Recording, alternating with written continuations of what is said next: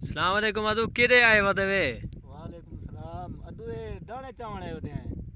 ये केड़ी जात आए वा वे? ये सरीने दरिया सिंध। अच्छा हाँ जी।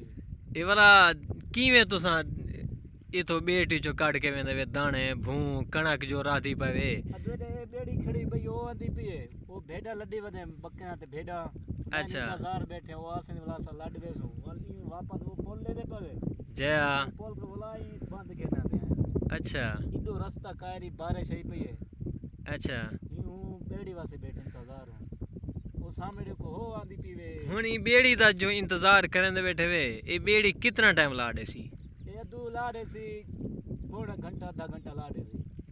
अच्छा भला इंदा क्या किराया होंदे? किराया किवें मुकेंदे होंदन? तुसा कितने देंदे होंदे वे? अदू ये बंदे दा गिंदे नहीं 200 गट्टू दा मैं 50 रुपए गिंदे।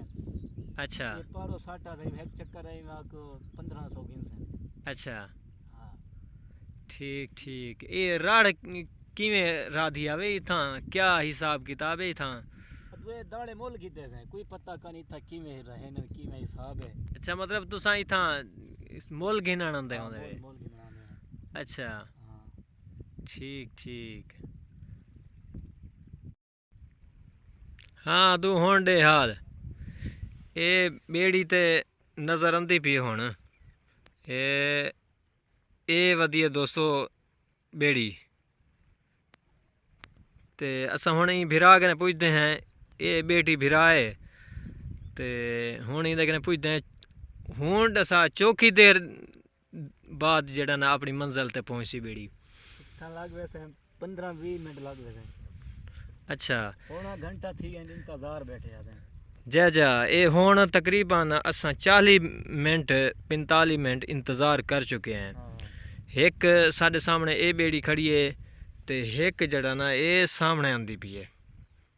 ये मैं थोड़ा जूम करके दिखे सा ये बेड़ी आंदी पई वे उथां सामने आ गई टिब्बी उथां जड़ा ना हुण थोड़ा वक्फे नाल रफ्तार है ते असां ही भिरा कन्नै पुछूं ये बेड़ी दा सफ़र जो थींदे ई सफ़र च क्या इस्तेमाल करन जड़ा ये दरिया अबूर करेंदी है?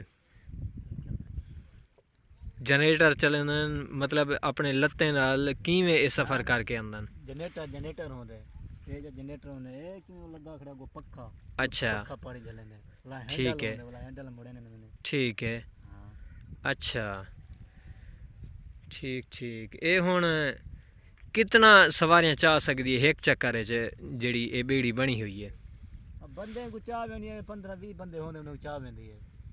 अच्छा जी हां 15-20 बंदे मतलब बाकी सामान चावना होवे हां ते हुण जिवें तुसां दाने लडेंदे पवे कितने गट्टू लड वैसी एक चक्कर च? ये लड वैसी 10 गट्टू लड वैसी। अच्छा जी हां ठीक ठीक ठीक थी वैसी। ठीक ठीक अच्छा जी हां ये मतलब सफ़र इंदा मुकम्मल वंज थींदे ई किनारे कने ऊं किनारे तक 1 घंटा सवा घंटा वंज थींदे। माशाल्लाह क्या खूबसूरत अंदाज़ है क्या निज़ाम है कुदरत है।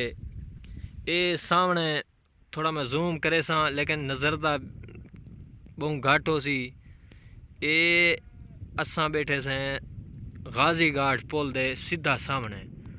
गाजी घाट पुल जड़ी है वो नज़र कहनी आमदी पई लेकिन उंदे बैठे बिल्कुल सामने ही से जूं ही इथों गाड़ियाँ वगैरह टपन असां उन्हें को डेहदे बैठे से लेकिन उन्हें दी आवाज़ बिल्कुल कहनी क्योंकि काफ़ी सारा दूर है पी।